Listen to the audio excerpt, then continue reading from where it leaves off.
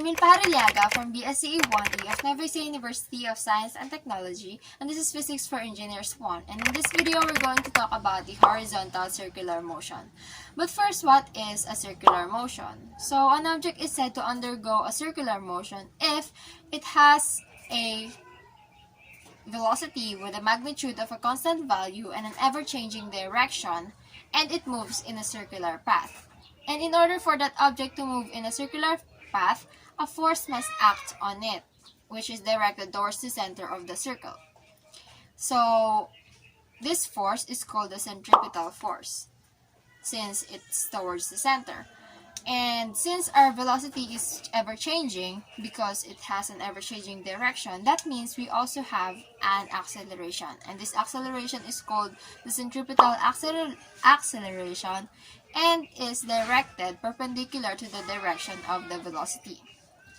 So, this time, in this video, we're going to talk about the horizontal circular motion. That means the circular path of our object is in a horizontal position, like this, for example. So, yeah, let's move forward to our sample problem. A vehicle with a mass of 980 kg rounds a turn of 32-meter radius at a velocity of 9 meters per second. Find the required centripetal force.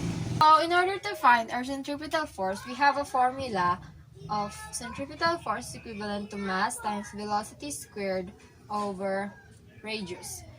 This was derived from the second law of motion, which is force equivalent to mass times acceleration, because this time our centripetal acceleration is equivalent to velocity squared over radius. That's why our centripetal force will be equivalent to mass times velocity squared over radius.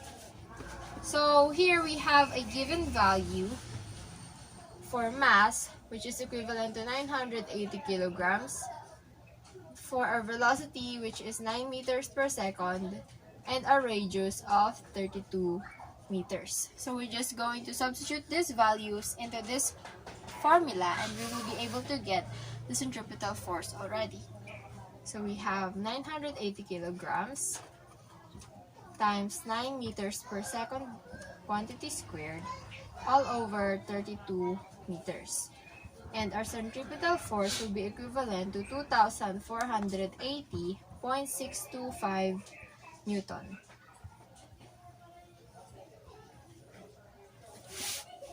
So the centripetal force that we are looking for in this problem is equivalent to 2,480.625 Newton.